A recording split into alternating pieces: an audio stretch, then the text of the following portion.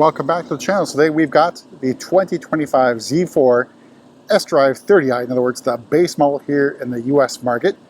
It is finished in Portimao Blue. It's also the G29 chassis, and I think this might be the last model year for the Z4. So no announcements on any replacement, which probably wouldn't happen anyway, given it's not a really volume production car.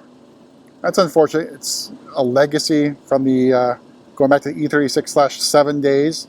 So mid-90s. So this was a store inventory car and sold on its way here.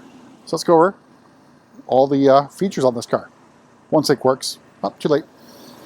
All right, so up front, we got our stacked headlights with interesting sort of daytime running lights.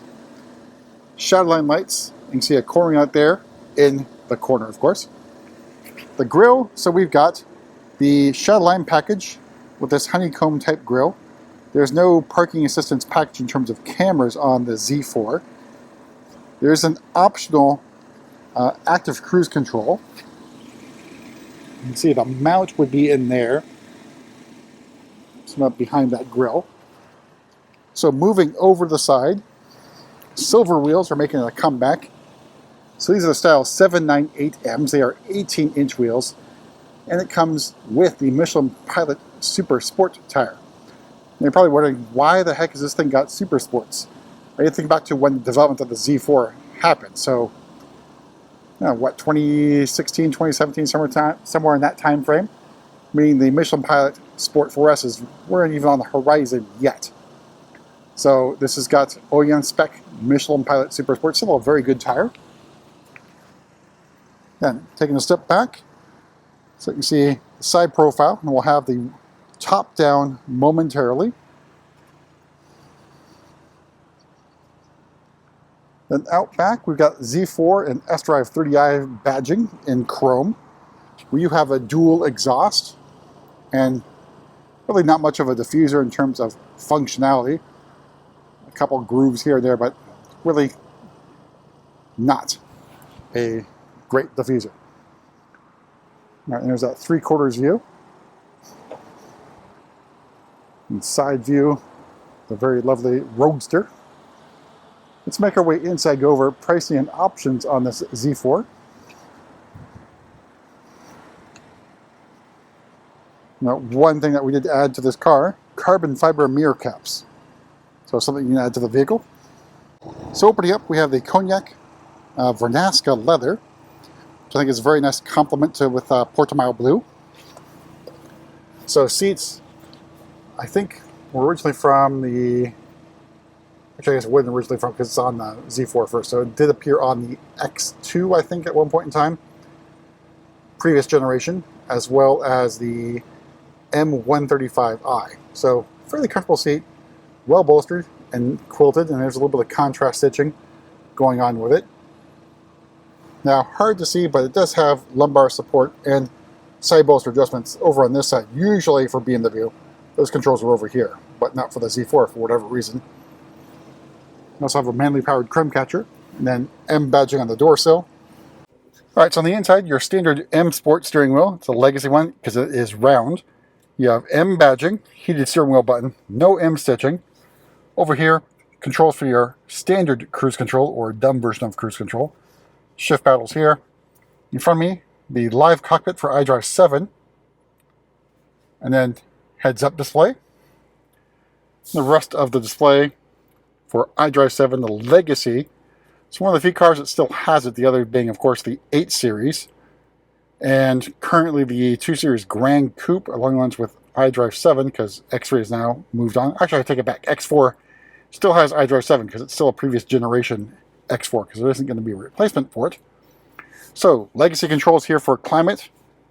Then down below, we've got in the center console, the gear selector, a legacy controller, of course. Then start stop button, iDrive controller, and I believe the trim here is the high gloss black, although it only appears here in the center console area. All right, starting price, the 2025 Z4 sDrive30i is $54,050. Portimao Blue adds another $650. Leather adds another $1,500. The driving assistance package for $700. Shadowline package for another $400. Then you got the premium package for another $2,800. Everything else here is included. And you got the Harman Kardon sound system for another $875. Those mirror caps are another $990. And then we've got wheel locks, all with their floor mats, floating hubcaps, as well as a first aid kit. All told, MSRP of this particular example, $63,585. All right, so let's go ahead and get the top down. So basically just press this button here and get in position here. And the process begins, and it's going to be super quick for the Z4.